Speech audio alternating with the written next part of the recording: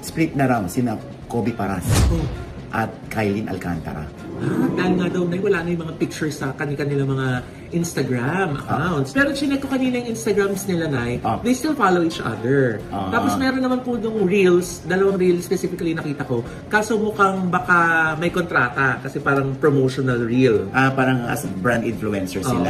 Baka parang ganun Hindi kasi. tanggalin. Kasi syempre merong ano kasi yan sa kontrata ng mga as brand influencer. No deletion.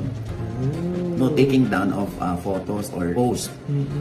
Kaya hindi siguro nila ma-delete yun. Siguro ibang pictures mo, dinidelete nila. So ibig sabihin, pag dinidelete nila, hindi sila nagkatapusan ng friends pa rin. Pero nagpa-follow pa sila sa isa't isa, ha? So hindi kayo magkagalit lang yun o tampuhan?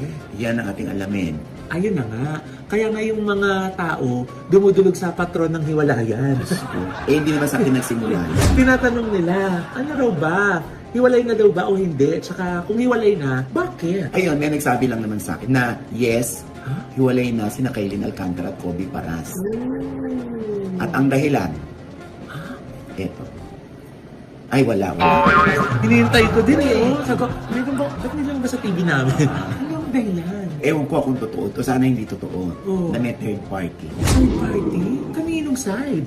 Sabi lang sa akin na sana hindi totoo. Kay Kobe Paras. Artista ba yan, te? Babae. Buti naman, te. Ako akala ko bakul na. Parang may tinge ng pag, na baka ako yun na. Umabi na ba si James?